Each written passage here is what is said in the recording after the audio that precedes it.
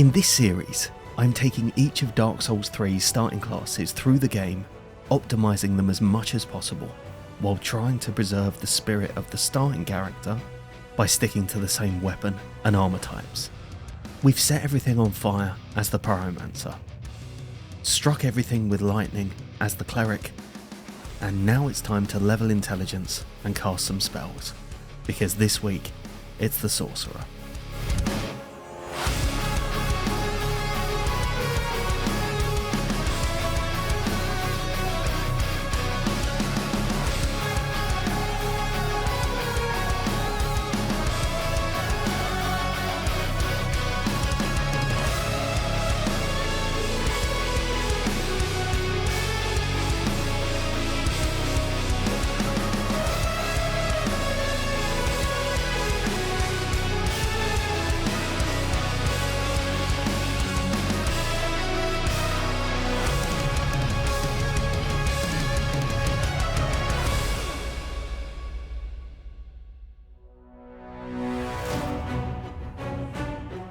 Now, this is one of the things that I love about the starting class series. The fact that it forces me to do stuff I wouldn't usually do. Because something I've done very little of in Dark Souls 3 is making pure int casting builds. What always happens is I start the run going, I'm going to make a sorcery build today. Then 90 minutes later, I'm fighting the Abyss Watchers with the Moonlight Greatsword, and I don't touch sorceries again for the rest of the run. If you want to do that, and trust me, it's really fun, I did a guide for an early Moonlight run last year. But today, we're using the Sorcerer's equipment to make a pure int spell build. Equipment wise, we have a staff, a dagger, and a small shield. This run is easily the most complex build in the series, as we're going to have an early game setup, a mid game setup, and a late game setup, to maximise our damage at each stage in proceedings. As always, if you enjoy this run or find it useful, subscribe to the channel for more Souls shenanigans. So we're starting off by bullying Gundyr with parries and spells.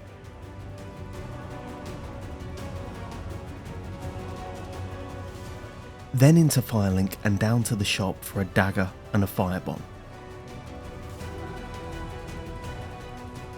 Jump up the tree and into the rafters to trade both firebomb types for a large titanite and a chunk. Grab the Estus Shard, the Silver Serpent Ring, then you're ready to head into the High Wall.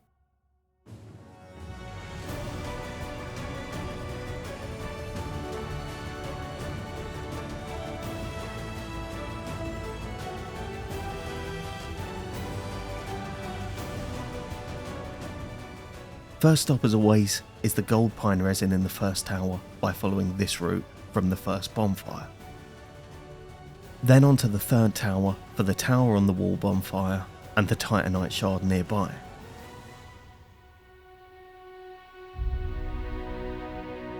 If you didn't start with the black firebomb, grab the ones on the ledge before Fatty, then back into the building next to it and into the room on the left for the undead hunter charms.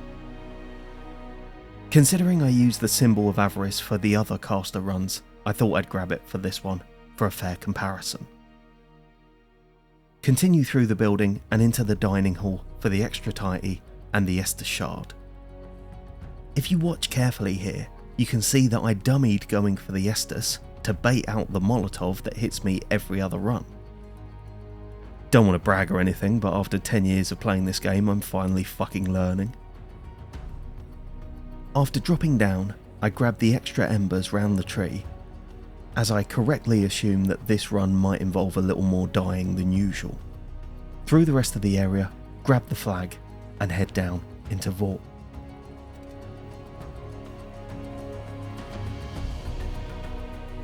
Buff with the gold pine resin and get stuck in for phase 1. The Mailbreaker certainly feels like one of the weaker weapons for Vault phase 1, but for phase 2, this class is really solid.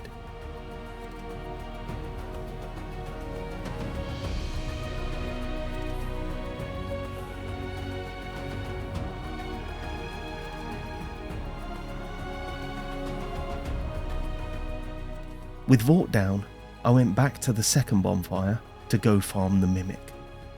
This Mimic doesn't respawn, so you will need to make a save file or keep creating characters if you want to do it the honourable way. The levels that we get from all the extra souls did turn out to be very helpful in this run.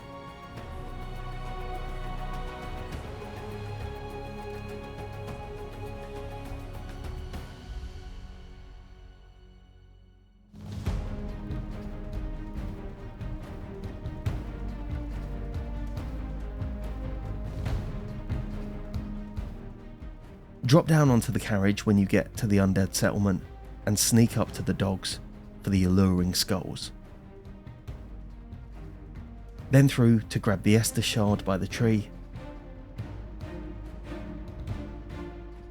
We don't need the charcoal pine resin for this run, so straight down through the building and take a right as you exit for the titanite shard on the cliff.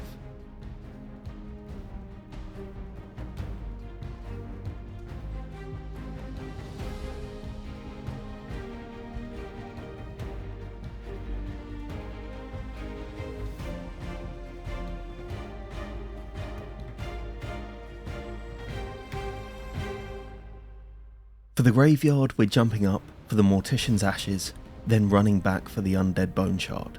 If you start the game with the Young White Branch, this is much easier as the giant won't target you. But for every run in this series, I've been fine without it.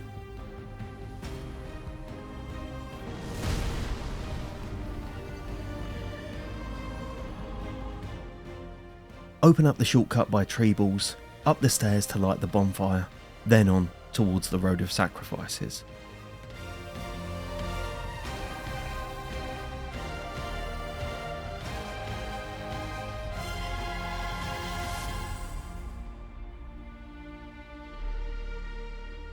When you get to the little bridge, double back and over it for the Titanite Shard, then on towards the halfway fortress. Follow this route to the Crucifixion Woods for more shards and the next bonfire.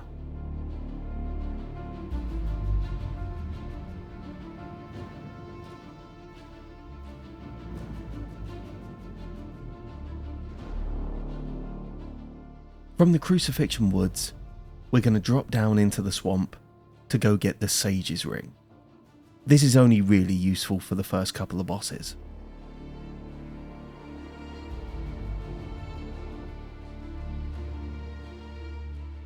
Run out of this room and quit out to de-aggro the ogre. Then we're going to run through this building to go speak to Griggs.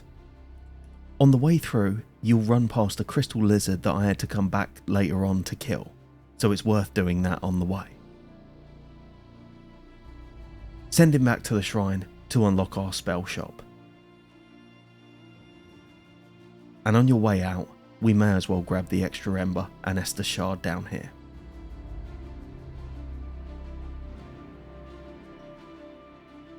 Run back to the bonfire with your new ogre mate and take him down into the swamp towards Farron Keep.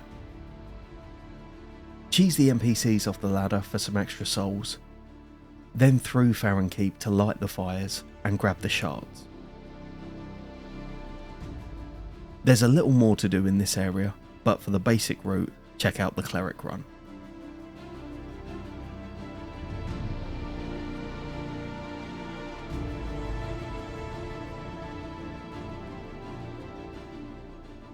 So it's now time for stage 1 of our build setup. So first, run down through the gate and up to light the bonfire at the Farron Keep perimeter. Then back to Firelink to buy Great Heavy Soul Arrow and Spook from Orbeck. Now to the Keep Ruins to head up to the Old Wolf of Farron. The Dream Chaser's ashes are more important than usual on this run, so head right at the top of the ladder to grab it from behind the illusory wall. Then up onto the right side of the bridge for the 2 large tighties from the 2 lizards here, before heading up the stairs and dropping back down for Stray Demon.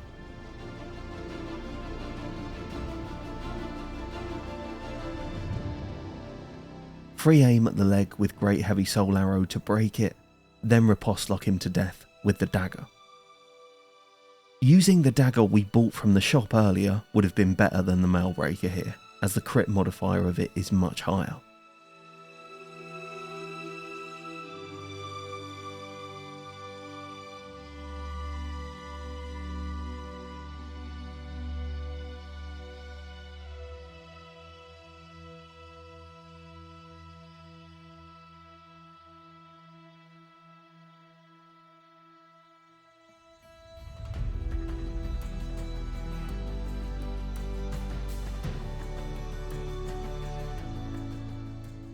Now back to the Keep Ruins to head left to go grab our headgear.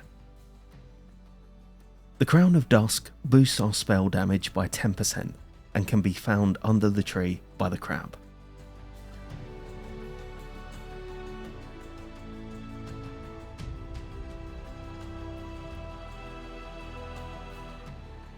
So it's time for the Abyss Watchers. And this would generally be my recommendation for boss order at this point on an int build. If you know parry strats for Sage, that fight would actually be okay, but it's incredibly rough if not, due to Sage's resistance to magic. I went for backstabs with the dagger to give myself space for the slow cast of Great Heavy Soul Arrow. The spell will stagger the Watchers, so if you get slow walk RNG, you can have a super safe fight. But the backstab method, as always, is very consistent.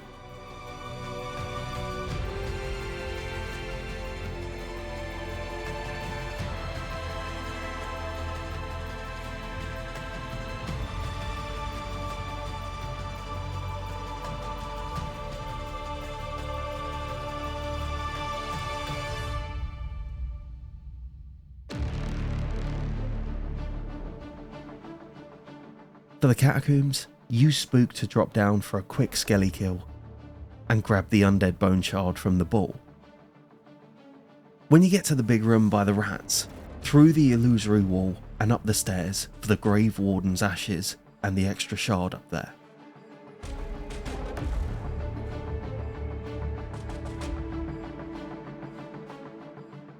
Through the rest of the Catacombs to break the bridge, then down towards the smouldering lake. On the way, I wanted the extra demon soul, so I baited the demon up the stairs to get destroyed by the mimic.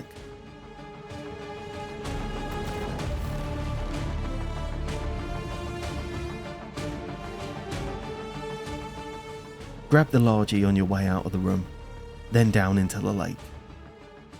We need all of the shards in this area, so dodge the arrows and grab them before heading into the cave on the right for the rest.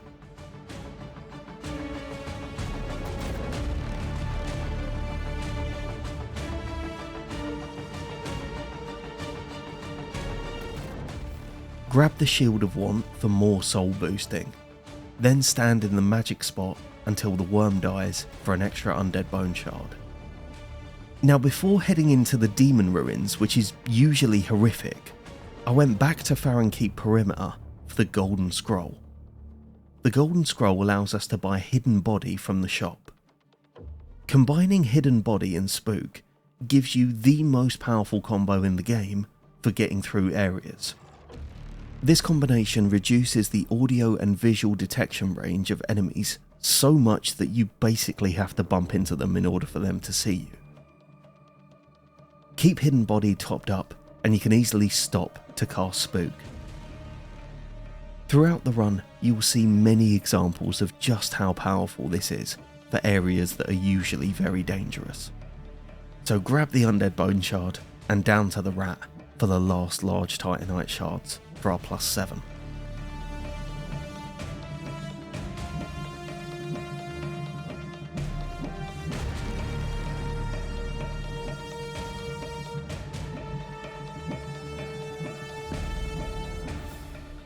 Now we're heading back to the undead settlement for his treeness. We're at +7, so this isn't going to be too dangerous. Even if you're new to this game, you've probably noticed already that the lock-on range in DS3 is atrocious compared to Elden Ring. So free aiming is your friend for a lot of range stuff in this game. Just make sure you have your auto aim off in the settings for consistent aiming.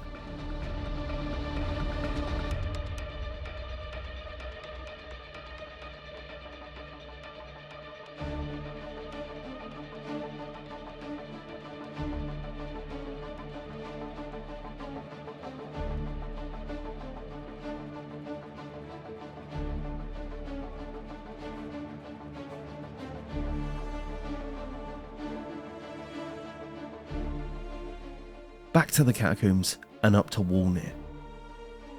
Now Wolnir is fine with Great Heavy Soul Arrow. However, if you use Pestilent Mist, which we can buy from Griggs at the shop, you don't have to fight him at all. Run to the right at the start of the fight, and stand to the right of the rings on his left hand. You can safely stand here and cast Mist until he's dead.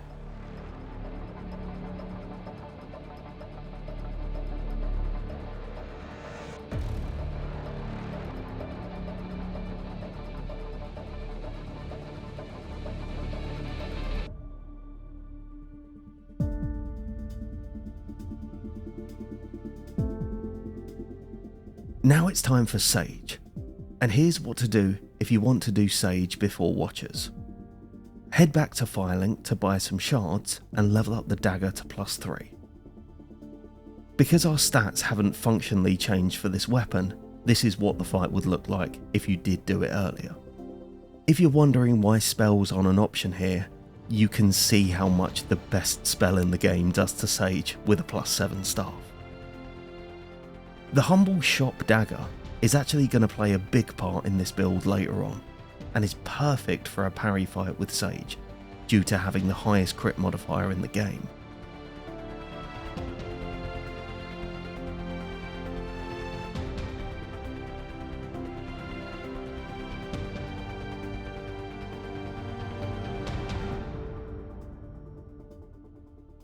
Run up to the Cathedral of the Deek and head through to open up the shortcut.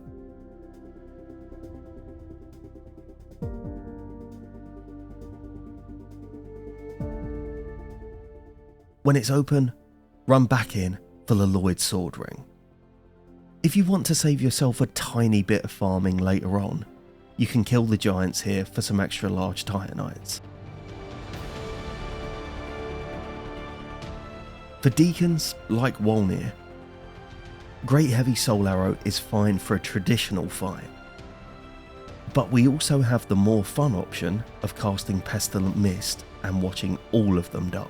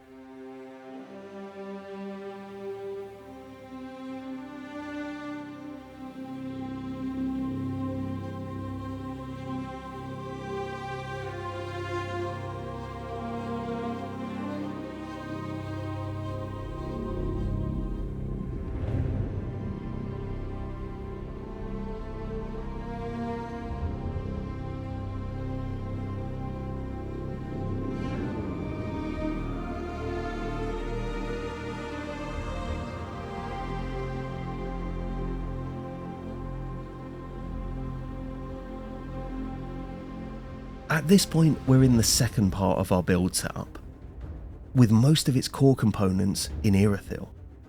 And happily, due to Hidden Body and Spook, we're in absolutely no danger running through here. Before the bonfire, grab the 2 shards, light the church bonfire, then double back to grab the magic clutch ring, which again is perfectly safe.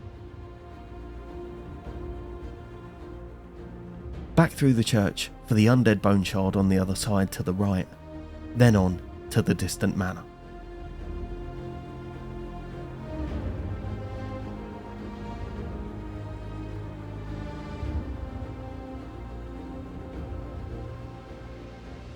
When you get to Irithyll Dungeon, follow this route for the Jailbreaker's Key.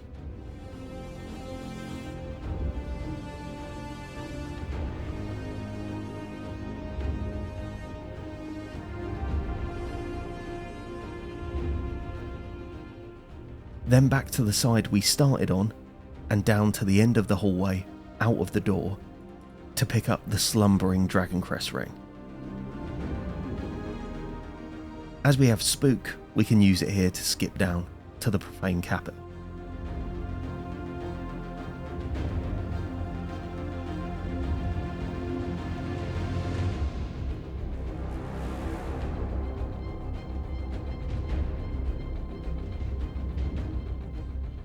While we're down here, we may as well kill the big guy for some extra souls.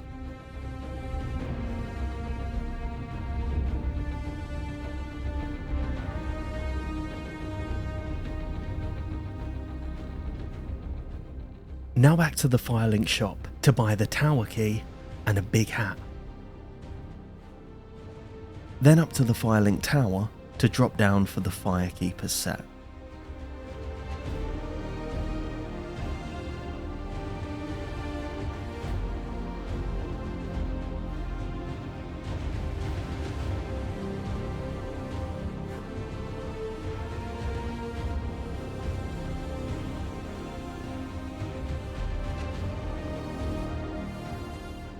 Now in my opinion, the big hat is definitely the best fashion choice here, but annoyingly the Crown of Dusk is the better pick for damage. Obviously if you wanted to save 30k, you could choose some different fashion. Now back to the Cleansing Chapel to grab the Saint's Tree Bellvine. Like the Sage's Ring, we're going to replace this with something better later on, but for now, it's great for upping our casting speed.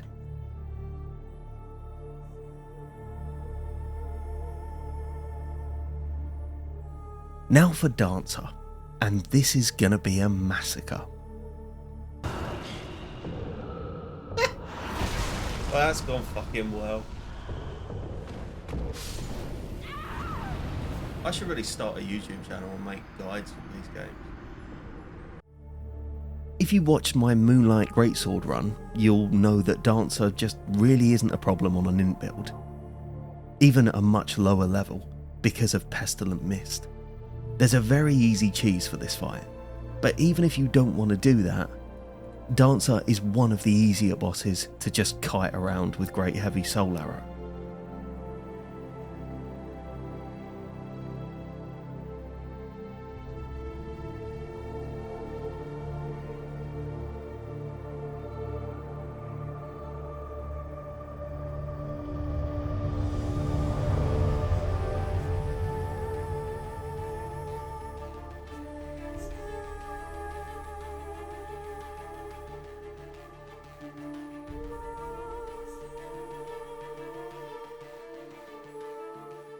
Now into Lothric Castle, where we want to grab every chunk we can. First the 3 on the way up to the Dragon Barracks,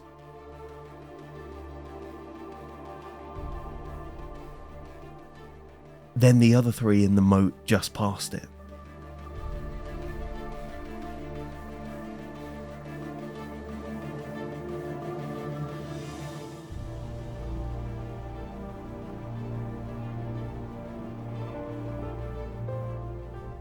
For the Ganky Building of Death, we have to clear it out for every chunk possible, and usually this would be a bit of a hassle, but with Spook, Hidden Body and Great Heavy Soul Arrow, it couldn't be easier.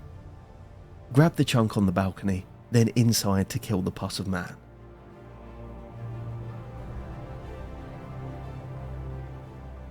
Continue through to unlock the shortcut by Dragon Slayer, then up the ladder to get the chunk right above it.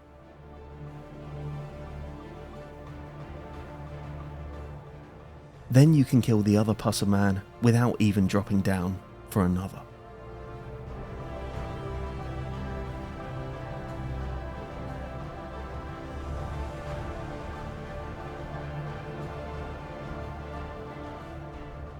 Back to the Dancer's bonfire and run through the Consume King's Garden for the 4 chunks here, then up the lift for the one by the shortcut.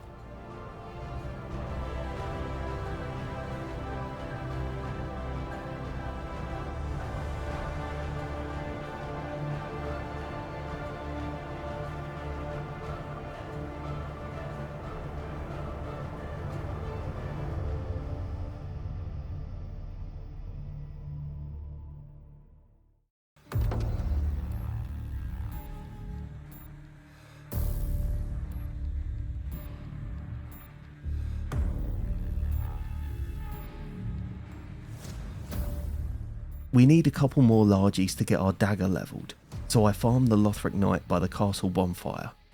But if you killed the giants earlier, you won't need to.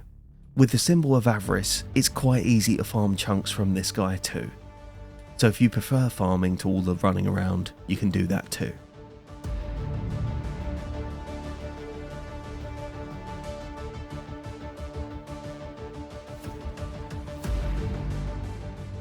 For Dragon Slayer armor, we have our first appearance of probably my favourite spell to use in Dark Souls 3. The Farron Flash Sword isn't quite in the same league as Elden Ring's Carian Slicer, but with all the buffs we have on this magic build, it's still going to deliver the best fight in the series on one of the later game bosses, and it's really fun for the fast fights.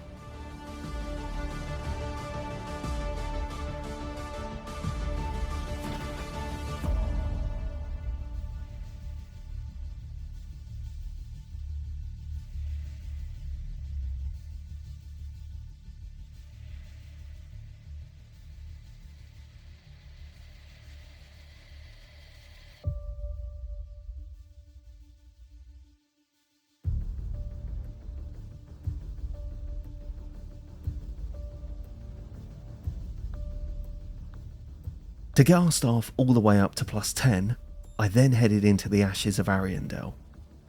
There are some large shards in this area, but as we're going to have to farm for more anyway, I didn't worry about grabbing them.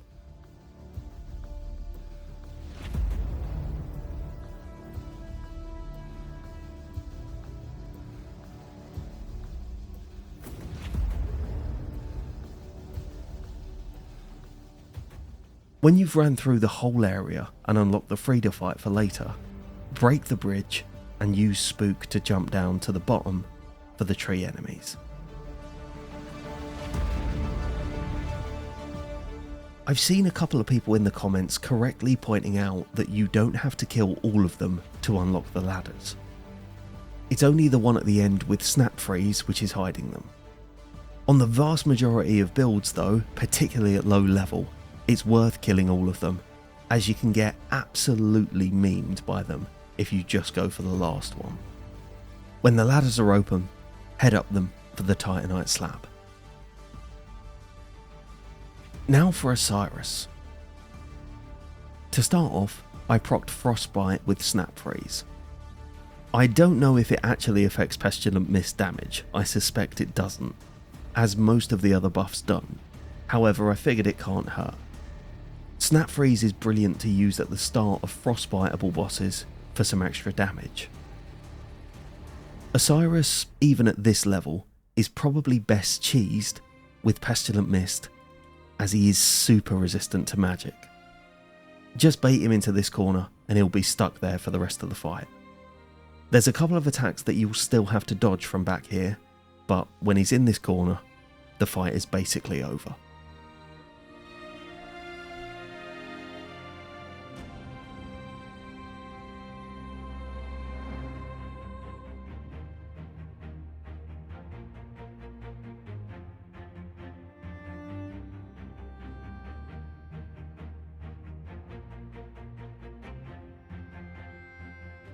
Now this is quite an interesting part of the run, because past this level up after Osiris, our starting staff is officially now not the best staff for us anymore.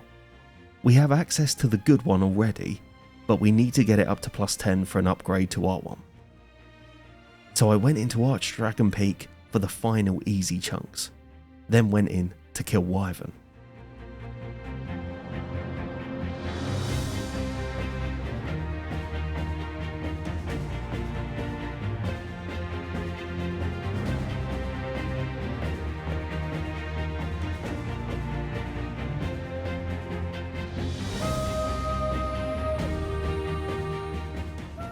Run through the rest of the level to light the Great Belfry for Nameless later, and run into the final part of the level to grab the ashes that allow us to buy Titanite chunks.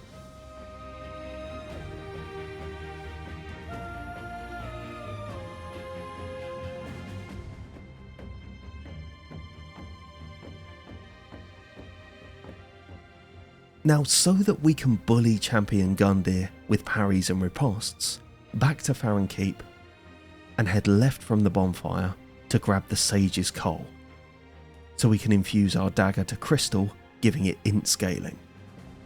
This brings the melee part of our build online. As I said earlier, the dagger has the highest crit modifier in the game, so we're going to get some mega riposts from our crystal infusion.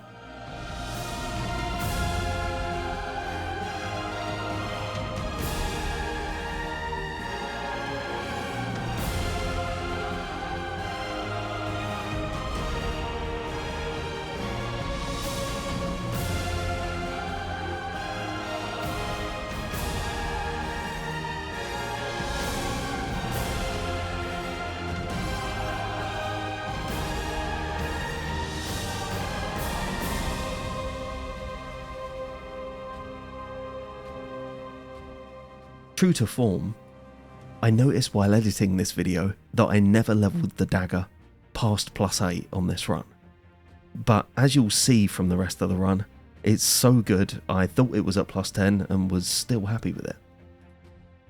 Parry the Black Knights, then grab the Hornet Ring and the Coiled Sword Fragment.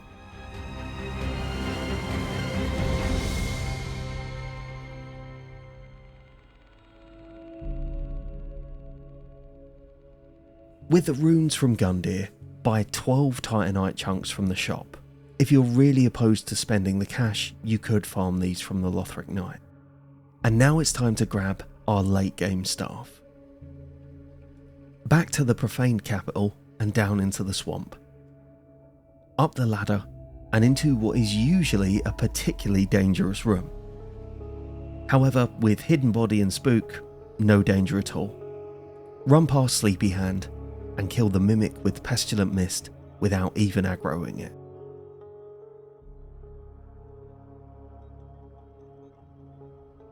For the final large shards I need, I went back to farm the Lothric Knight again. If you're following this run to the letter, you could grab the chunks for the +9 dagger here too. Back to Firelink and up to the top to trade in the Coiled Sword for the second Titanite slab. Buy any Titanite shards you need and level up the Court Sorcerer's staff to max. With our build almost complete, for the final part we need to get into the Grand Archives, so back to Irithyll for Pontiff.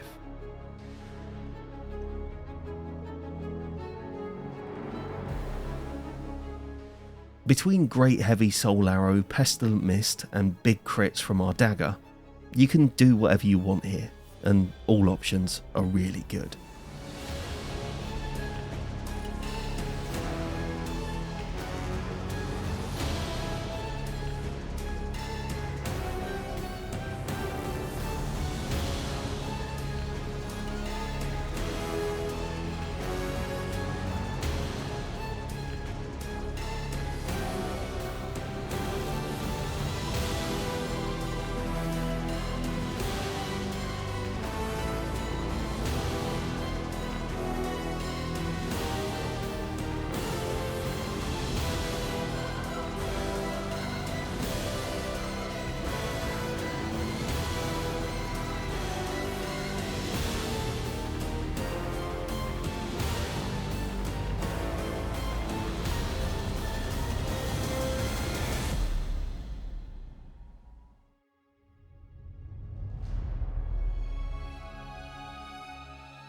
Now it's time for the worst part of any int run in Dark Souls 3.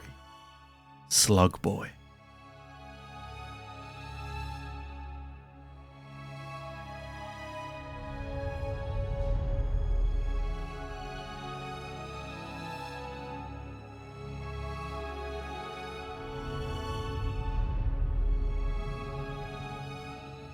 Aldrich has the highest magic resist in the game, and as a spell spammer himself, trying to trade with him is just horrific. The strat I'd go with here is going in to cast Pestilent Mist, then maintaining this kind of distance to keep him in it. Aldrich won't teleport away with this positioning, so it's relatively easy to keep him in place. Just don't go too far away, otherwise you'll get the arrows.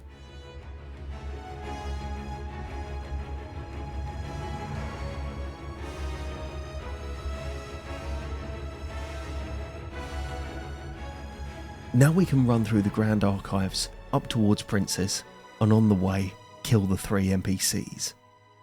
The mage here drops a very important part of our build, the Sage's Crystal Staff. We're not interested in the staff itself, as ours is better.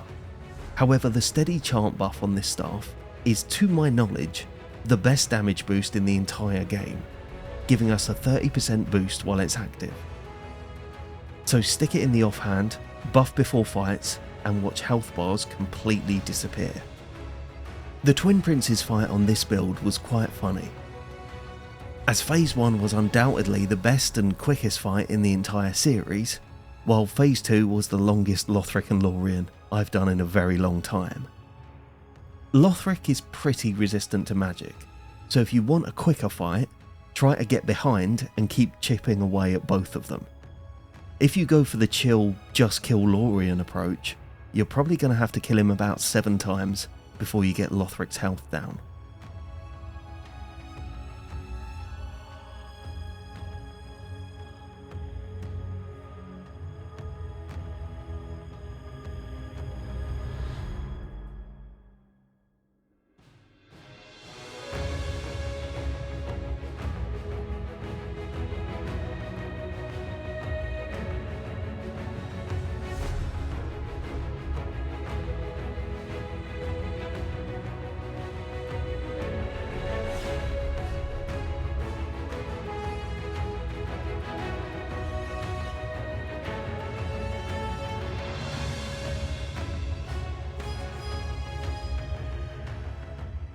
Now there are certain sorceries that I'm completely ignoring in this run, as I have something else planned for them. However, I do just want to briefly show off 2 that you definitely should know about. Crystal Soul Spear and Homing Crystal Soul Mass, which you can buy from Orbeck with the Sage's Scroll from the archives, do a shit ton of damage. However, they are both incredibly thirsty in terms of FP. Killing Soul of Cinder with Great Heavy Soul Arrow costs 1.5 bars of my FP, but with these 2, it takes nearly 4, so taking these into the DLC fights would require a much more glass cannon approach. We'll save that for another day.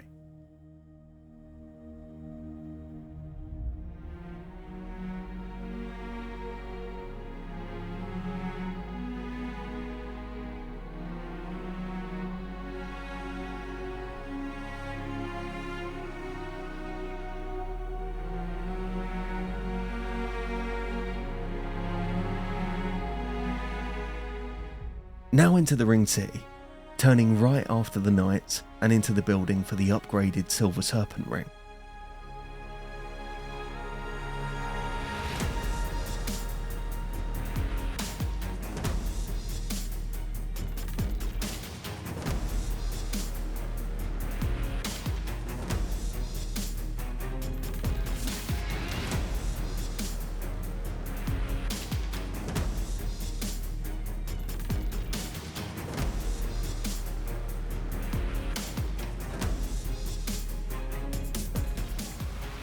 For demons, I went for full aggression. If you can keep the pressure up until you get a stagger, our Crystal Dagger will take a significant chunk of health off. Having the buff from the Crystal Staff makes a big difference, so rebuff whenever it's safe. As has become a theme of the weaker builds in this series, I blew every hill in Phase 1, then had to lock in for Phase 2.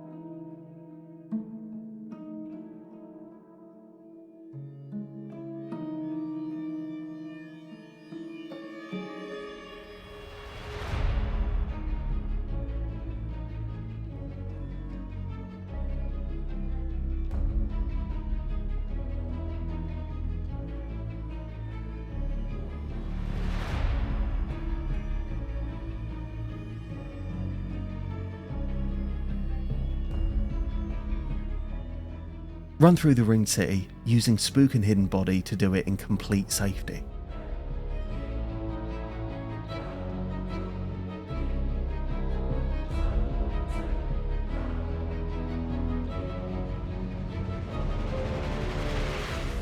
Kill Bridge Midir and head down into the fight.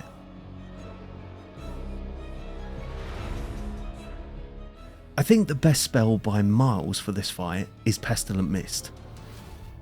Although Midir moves around a lot, because he's so big, you can cast it in front of him right before a combo, and his hitbox will stay in for long enough that you'll easily get 1000 points of damage, putting this build up there as Midir fights go.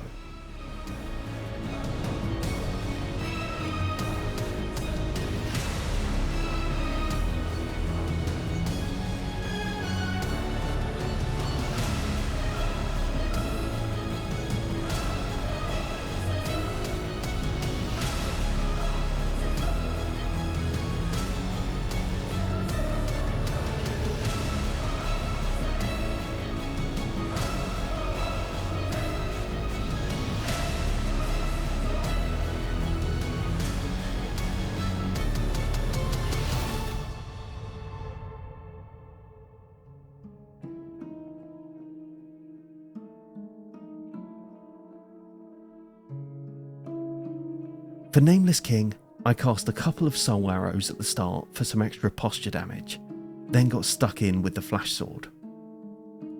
The idea here, as always, is to get him to stagger as close to the phase 2 transition as possible. And while it wasn't perfect, phase 2 just isn't a problem with a setup this powerful.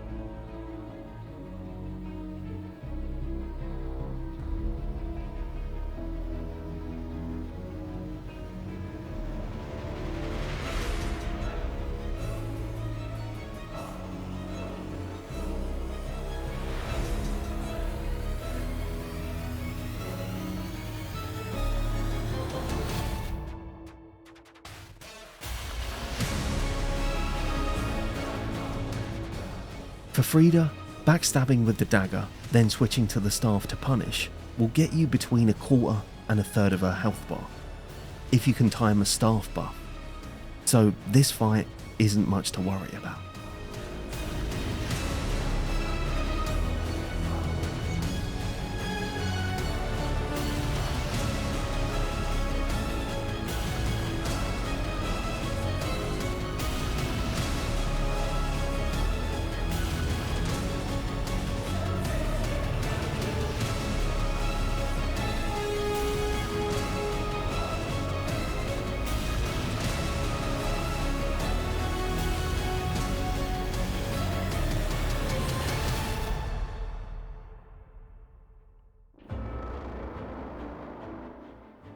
One of the worst sorceries in Dark Souls 3 is the one that drops from Midir.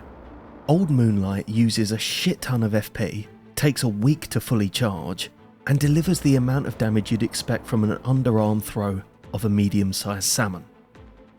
But my god does it look cool.